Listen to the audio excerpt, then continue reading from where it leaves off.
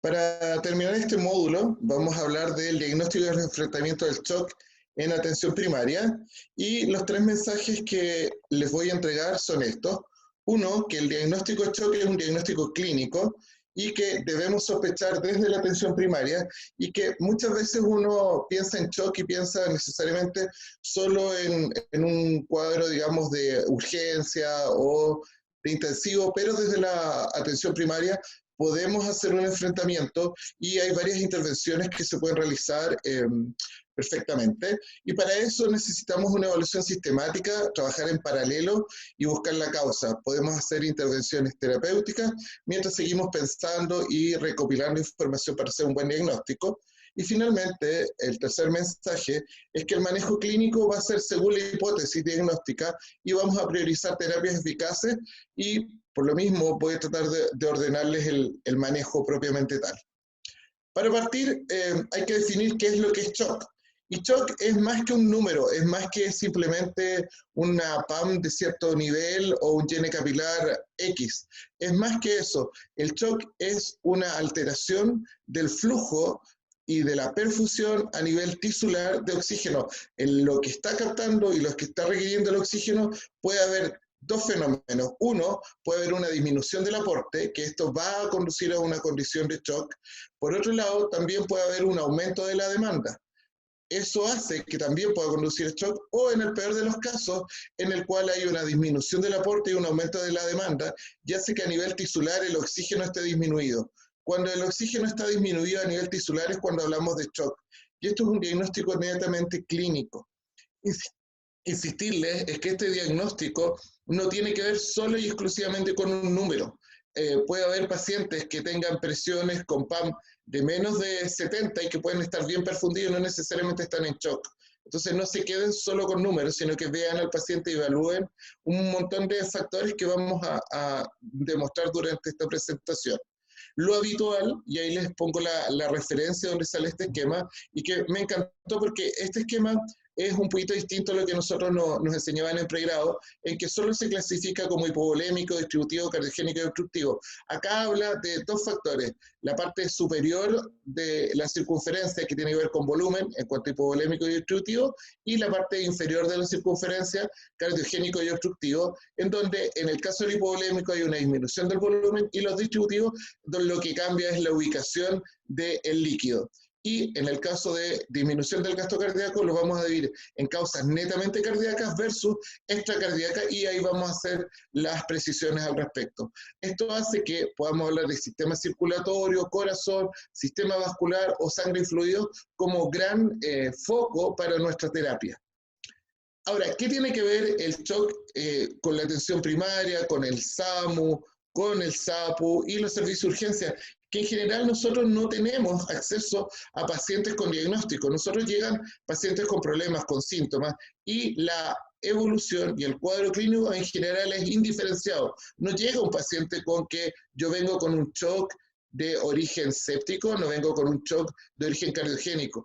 Llega un paciente comprometido, con alteraciones de presión arterial, de perfusión, y ahí es donde ustedes no se tienen que sentir solo cuando se ve el paciente grave. Ahí es donde en la atención primaria y en el prehospitalario el médico es donde debe sacar su máxima expresión a las habilidades clínicas, y es a lo que vamos a apuntar ahora. ¿Cómo empezamos el manejo? Empezamos con una evaluación primaria, el ABC. Y esta evaluación primaria en lo que es medicina urgencia, y que quiero que en atención primaria, cuando tengan un paciente grave, empiecen a incluir en su evaluación este enfoque. En un paciente que se ve grave, que está mal, lo primero es que hay que ver cuál es la evaluación de la vía aérea, si es que el paciente tiene una vía aérea permeable o no. Por otro lado, si es que está respirando, qué patrón de respiración tiene, la circulación, si está con pulso, un pulso regular, irregular, cómo está perfundido a nivel periférico, y ahí les voy a dar algunos tips específicos en torno a la circulación. E idealmente, y esto es importante mencionar, que el doctor en la presentación anterior mencionó el ultrasonido. El ultrasonido, y esto es algo que cada vez se está haciendo más asequible para todos, es el fonendo del futuro, es algo que ustedes tienen que empezar a conocer, por lo menos deben saber qué es lo que van a buscar con el ultrasonido y hacer su expertizaje en el tiempo. La D es de déficit neurológico, ver si es que tiene algún compromiso. Y ojo que el déficit neurológico incluye el compromiso de conciencia. No solo existe un compromiso de conciencia cuantitativo en el shock, muchas veces puede ser cualitativo, y eso también va a hablar de una mala perfusión a nivel cerebral y tenemos que tenerlo en cuenta. Finalmente, la E, la exposición, de buscar otros hallazgos o datos. A veces podemos ver un paciente que está en shock y no necesariamente vemos que tiene una herida penetrante o una lesión que puede estar explicando su condición de shock. Y ahí es donde hacer el alto y la pausa cognitiva de evaluar estos puntos para poder evaluar a nuestro paciente. Insistirle en este concepto. El ultrasonido da mucha información en el shock. En el caso del shock nos sirve para así, a grandes rasgos, para ver qué es lo que está pasando con la contractilidad del corazón, podemos rápidamente descartar un neumotórax, podemos ver la aorta, podemos ver si es que hay un tercer espacio a nivel abdominal, si es que hay líquido, un hemoperitoneo o un líquido acítico abundante, también nos va a hablar y nos va a fundamentar en base al ultrasonido. Por eso, ténganlo en cuenta, es de gran ayuda y en la medida que tengan acceso, empiecen a hacer su expertizaje en torno al ultrasonido. Ahora, continuando con la presentación, vamos a definir como diagnóstico, causas y shock. Ya vimos que era un poco lo que es el paciente, el contexto del shock. Y en cuanto al diagnóstico, ¿cómo lo vamos a hacer? Muchas veces nosotros nos estamos enfrentando con el fonendo, nuestros 5 sentidos y un par de instrumentos básicos en la atención primaria. Y no hay que tenerle miedo, sino que hay que hacer un enfoque sistemático a este tipo de pacientes en la atención primaria.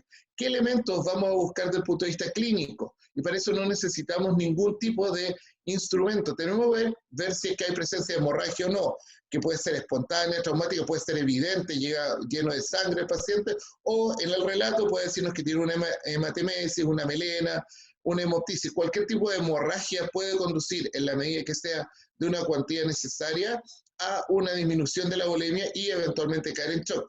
El compromiso de conciencia, la conciencia puede estar normal, alterada, hay que fijarse si es que está somnoliento, eso ya habla de que hay un compromiso. En el caso del adulto mayor a veces ni siquiera es que esté somnoliento, sino que empieza con conductas bizarras, empieza repetitivo, empieza a quedarse dormido delante de nosotros mientras está hablando, y eso también es un signo de mala perfusión a nivel cerebral, o al menos en el contexto de shock debemos interpretarlo como eso. Las características del pulso.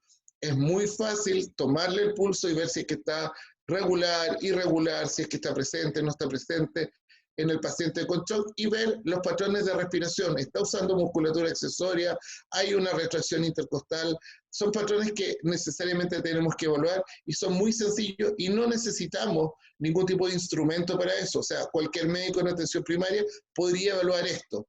Por otro lado, ¿qué es lo que buscaría? Y dentro de los elementos básicos que uno dice tener, yo les diría que es tener un esfingomanómetro, tener una máquina de hemoglucotest y un portaobjeto. Y al tiro van a entender por qué estos 3 elementos básicos pudiesen ayudarnos a hacer un mejor diagnóstico. Porque a través de la evaluación de la taquicardia, a través de un reloj podemos ver qué es lo que está pasando, si está taquicárdico con frecuencia más de 100, está hablando de una respuesta del punto de vista cardiovascular que está tratando de compensar. Acuérdense que el gasto cardíaco, una de las cosas que más rápidamente sirve para compensar y mantener su gasto cardíaco en los pacientes es aumentar la frecuencia cardíaca. Y ahí es donde está si es regular o irregular la perfusión, y va contra asteriscos porque vamos a hacer un apéndice especial en torno a esto, con una perfusión de menos de 3 segundos, más de 3 segundos, lo normal es que sea menos de 3 segundos. Cuando tú tienes una PAM de más de 70, que es lo normal, versus una de menos 70, que plantearía potencialmente que ese paciente está en shock, insistiéndoles que por sí mismo y por sí solo, la PAM no necesariamente va a representar que el paciente está en shock, y el hemoglucotest, en términos de si está euglicémico, hipoglicémico o hiperglicémico, también habla de compromiso del paciente. Otro contexto que nos va a ayudar en la causalidad es pensar en cuanto a la temperatura. Un paciente febril es más probable que esté con un cuadro séptico, versus también en el otro extremo también una hipotermia. Una hipotermia también puede, digamos, hablarnos de un paciente que está con shock. Otro elemento que no siempre va a estar disponible en la atención primaria, que hoy en día una gran cantidad de centros de salud familiar lo tienen, es una máquina de electrocardiograma. Y eso nos va a ayudar a buscar tres grandes eventos. Uno, la isquemia. Dos, los signos de sobrecarga. Y tres, arritmia. Y con esos tres elementos que nos ayuda el electrocardiograma, podemos ya ir enfocando un poquito más cuál es la causalidad de nuestro paciente en shock.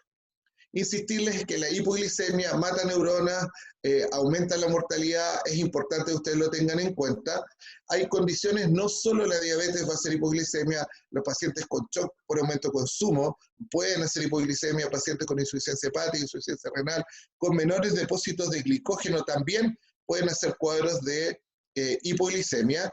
Y dos factores que quería recalcarles mucho. Uno, la web de la PAM, y el gene capilar, y ahí hablar del estudio de Andrómeda, la PAM, que es esa fórmula clásica que tiene que ver con la presión de perfusión a nivel tisular. Se asocia en general a que cuando está sobre 70 la presión de perfusión tisular está en el fondo conservada, pero hay que tener ojo porque no es el único factor. Lo que mejor se asocia en forma práctica para los médicos de atención primaria y que es de bajo costo es evaluar el gene capilar a través de esta metodología que se validó en Andrómeda. Abajo está el paper, que es relativamente reciente, que es de un estudio multicéntrico que está liderado por un chileno, el doctor Andersen, en el cual se utilizaba el dedo índice de los pacientes con un portaobjeto y un reloj, en el cual se hacía una compresión durante 10 segundos, se buscaba la palidez del dedo y posteriormente a eso se liberaba, digamos, la presión del portaobjeto después de los 10 segundos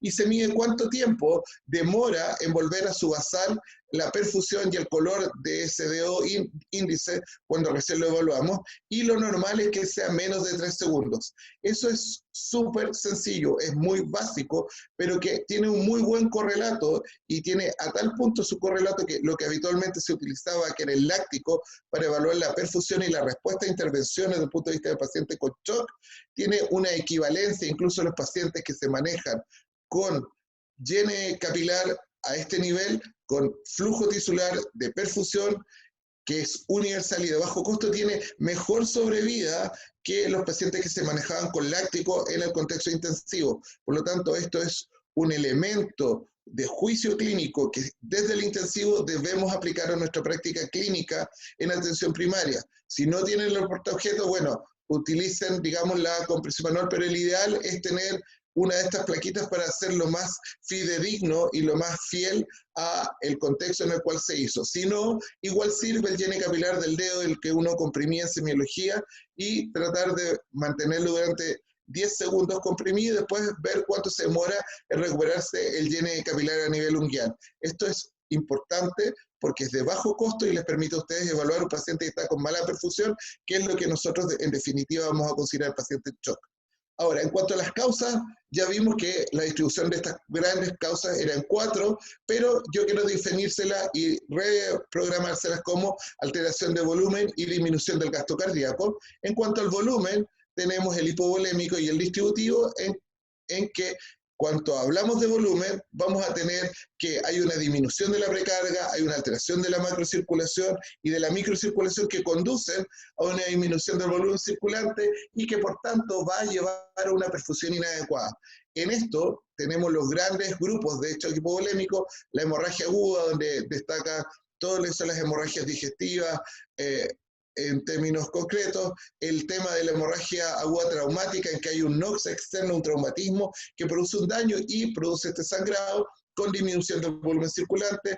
Otras condiciones de hipolemia no traumáticas, que es por deshidratación, por diarreas, por pérdida o por hipolemia traumática en las cuales hay un consumo por sudoración, por ejemplo, un paciente quemado en el cual va a haber una pérdida, digamos, de esta función de la piel de cobertura y va a haber una choque hipovolémico por un aumento del consumo de líquido y pérdida, fundamentalmente. A nivel de lo que es el shock distributivo, tenemos una alteración del tono y la permeabilidad, y ahí cae lo que es el shock séptico, el anafiláctico, el neurogénico, Y en el shock séptico tenemos una alteración del tono vascular, una alteración de la distribución del volumen y una alteración de la micro y macro circulación. Importante destacar un pequeño apéndice de la miocardiopatía séptica, que es una especie de aturdimiento que está descrito a nivel de ecocardiografía en el paciente con shock séptico, que se produciría o aportaría a una disminución del gasto cardíaco, y esto también contribuiría a mayor afección del shock séptico.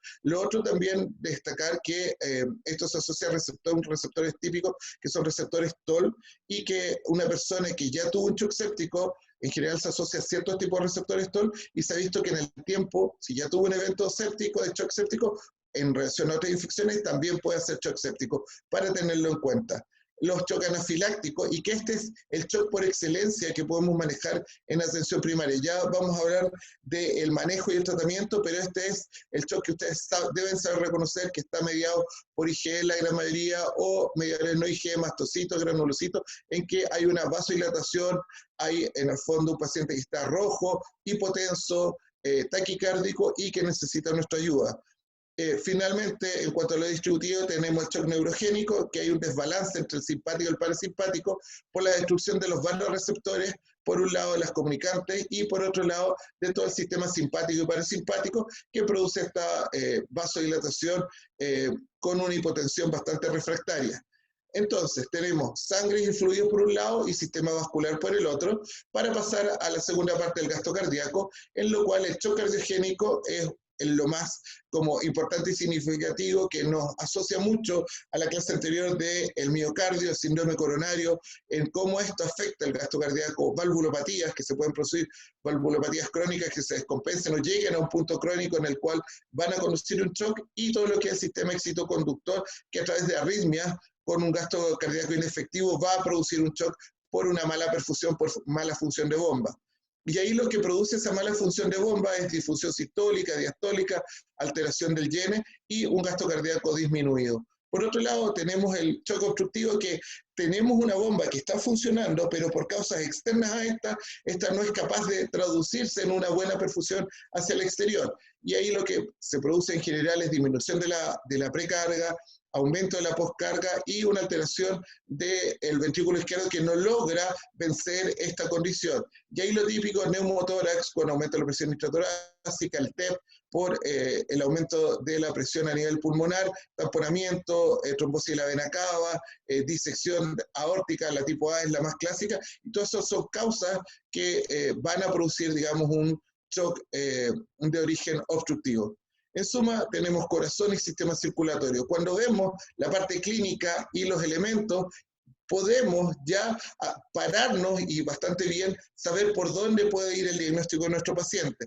Y ahí es donde viene el manejo del shock. Y en el manejo del shock, lo más importante es entender esto de las acciones terapéuticas y el pensamiento clínico. No es llegar y hacer por hacer, es en relación a un paciente, a una causa, una sospecha clínica, que nosotros vamos a empezar a instaurar acciones terapéuticas y el pensamiento clínico. Y ahí es donde el médico de atención primaria debe saber manejarse ahí como este surfista en medio de la ola, porque no siempre un paciente con shock va a ser fácil de diagnosticar. Muchas veces nos vamos a encontrar con un villano y en otras veces con un superhéroe. En el caso del shock anafiláctico, cuando vamos a quedar mejor parados, y cuando nos encontremos con un shock indiferenciado, cuando va a ser más difícil de manejar este tipo de pacientes. Ahora, para eso y para evitar estar un poco confundidos, debemos ser sistemáticos, ordenados, insistirles en la evaluación primaria, ordenada, vía aérea, respiración, circulación, ultrasonido si está disponible, déficit neurológico de exposición, para plantear nuestras hipótesis. Y con esa información nosotros vamos a clasificar en estos 4 grandes grupos: hipovolémico, distributivo, cardiogénico o obstructivo. Y el que yo les decía, y que íbamos a hacer el hincapié en esta presentación, el shock anafiláctico, ese paciente está hipotenso, taquicárdico, rojo, que puede darnos o no necesariamente el antecedente que estaba consumiendo algún alimento o tomó algún medicamento, y a los pocos minutos que ingiere esto empieza a ponerse rojo, taquicárdico, empieza con apremio respiratorio y llega a atención primaria. Este paciente lo que requiere es una adrenalina 0,3 o 0,5 miligramos intramuscular. Recordarles que la adrenalina viene en dosis de 1 miligramo en 1 ml. Pueden, en el fondo, para hacerlo más fácil, ponerle 0,5, que es medio ml intramuscular. Sugieren las normas que partir con el cuádriceps, con los vastos del cuádriceps como intramuscular, y si no puede ser el brazo, lo que ustedes tengan disponible lo más rápido posible, y repetir cada 3 a 5 minutos en la medida que van viendo que hay una ausencia de respuesta. A veces con una pura dosis, ustedes de 3 a 5 minutos logran un efecto y una mejoría del paciente. Si persiste, el paciente tienen que reevaluar, estar viendo la presión, la frecuencia cardíaca. Si es que el paciente sigue rojo, sigue con apremio, vuelvan a repetir. Pueden esto repetirlo 4 o 5 veces sin ningún problema, en la medida en que vean la respuesta del paciente. El paciente está respondiendo, no necesitan administrar. Otra cosa importante de mencionarles es que tiene que ser intramuscular y que no debe ser subcutáneo. Antiguamente se daba a nivel subcutáneo y eso lo que hace es producir una vasoconstricción de los vasos a nivel de tejido adiposo, no se permite una buena absorción y a nivel graso es errática la absorción. Por eso intramuscular la adrenalina. Ahora, en nuestro servicio de atención primaria, el Centro de Salud Familiar o incluso en el prehospitalario, vamos a encontrarnos en una evaluación primaria con un paciente en que no siempre vamos a encontrar una causa específica. Y cuando no es así, vamos a encontrarnos con un paciente indiferenciado. Ahora, en general, el paciente con shock siempre debe ser una acción y evaluación. Hago una intervención y evalúo cuál es la respuesta en mi paciente de esa intervención. Lo primero, partir con una carga de volumen. Un paciente que está con shock, que está con una mala perfusión, debo llenar el estanque y debo asegurarme que el intravascular esté óptimo para poder redistribuir y llegar con oxígeno a nivel periférico. Se habla de cargas de 250 y 500 ml, algunos plantean cargas de 1000, pero uno debiese hacer una carga de 250 o 500 ml y con eso evaluar cómo está la presión, cómo responde la presión, si sube la presión, si baja la frecuencia cardíaca, hacer una segunda intervención, un segundo bolo y ver cómo ocurre. Si me queda la duda de la respuesta, puedo hacer un segundo bolo y evaluar cuál es la respuesta. Ya un tercer bolo que no está afectando, debo empezar a pensar en paralelo a las siguientes intervenciones que voy a hacer. ¿Qué utilizar? Cristaloide, suero fisiológico, Ringer, cualquier cristaloide, Ringer lactato, lo que ustedes tengan disponible, por favor, no gasten dinero en coloides. Los coloides no van a mejorar la condición de la intravascular. Los cristaloides están demostrados que son efectivos, bueno, bonito, barato, para el manejo de este tipo de pacientes. Cuando tú ya tienes una carga de 1,5 litros, 2 litros, y no hay una respuesta significativa, tienes que empezar a pensar en drogas vasoactivas.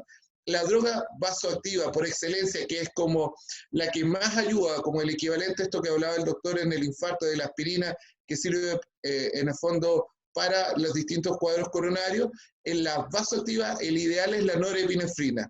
Ahora, la norepinefrina, la gracia que tiene es que tiene un efecto alfa-1 que produce una vasoconstricción versus un beta-1 y beta-2 mucho más débil, y que abajo están las dosis en el fondo de la noradrenalina, que uno puede partir con 0.01 o 0.03 microgramos por kilo de peso. Insistirle que en la dosis por kilo de peso se calcula con peso ideal y no con peso biológico, porque a veces en el fondo va a ser no proporcional, sobre todo con las tasas de obesidad que tenemos. Por otro lado, la dobutamina es cuando nosotros, es la droga por excelencia en el shock cardiogénico, en el cual vamos a tener una bomba que necesitamos que pueda recuperar su funcionalidad, y ahí el beta-1 nos va a ayudar. Por otro lado, cuando nosotros partimos con norepinefrina y la norepinefrina no logra compensar a nuestro paciente, podemos agregar la dobutamina. Estos son datos que le van a servir mucho más al prehospitalario que a ustedes, porque a veces este tipo de drogas no está en la atención primaria, pero lo que sí está, y por eso lo puse en tercer lugar, es la adrenalina. Ustedes pueden usar adrenalina para compensar este tipo de pacientes mientras llega la ambulancia del SAMU, mientras llega la ayuda para poder trasladar a este tipo de pacientes. Y las dosis son 0.02 a 0.05 microgramos por kilo minuto, y ahí la preparación es adrenalina. Hablamos de que 1 miligramo por ml es lo que trae la ampolla. Ustedes ponen una ampolla de adrenalina en suero fisiológico de 1000 y rápidamente ahí les queda en una dosis de 1 microgramo ml, y ustedes tienen un matraz de 1 litro con el cual tienen sus dosis. Si esto lo llevamos a algo práctico, un paciente estándar de 70 kilos, si partimos con las dosis bajas, vamos a tener más o menos 1.4 ml minuto, y con 84 ml hora podemos hacerlo. Y es algo que se puede ir haciendo por bolos, o se puede hacer una infusión continua en la medida que tengamos disponibilidad de microgoteo. Ahora, ¿cuál es la gracia de la epinefrina? Es que nos va a permitir a nivel de la presión arterial ayudar a aumentar la presión arterial y también el flujo sanguíneo a nivel de bomba nos va a ayudar. Es como el que está justo en la línea media, pero que, insisto, la droga de elección vasoactiva para un paciente en shock es la norepinefrina, pero a falta de norepinefrina, la epinefrina nos puede ayudar. Siguiendo con esto, pusimos volumen, iniciamos drogas vasoactivas. Si es que hay sospecha de un cuadro febril, séptico, podemos empezar con antibióticos empíricos. Se ha visto que en la medida que uno más precozmente parte con los antibióticos, en el caso de neumonía, infecciones de foco urinario y también de foco abdominal, mejora la mortalidad, mejora la sobrevida del paciente. Respecto a los hemocultivos, si es que ustedes dan antibióticos, tienen hasta 4 horas para tomar hemocultivos y en el caso del foco urinario tienen hasta 2 horas para tomar la muestra de orina. No tengan dudas que si el paciente está en shock, está febril y a ustedes les parece que es altamente sugerente de un cuadro séptico, es importante partir con los antibióticos y enfocando el tipo de antibióticos según el foco que ustedes están pensando. Y la derivación urgencia es otra cosa que debemos hacer en paralelo a todas estas otras intervenciones. Mientras estamos pasando volumen, mientras vemos la respuesta a volumen, eventualmente partimos drogas vasoactivas, estamos indicando los antibióticos, alguien tiene que activar el servicio de ambulancia del prehospitalario para trasladar a este paciente. Este paciente que va a requerir más exámenes y que va a requerir una observación en un servicio donde tengamos monitorización.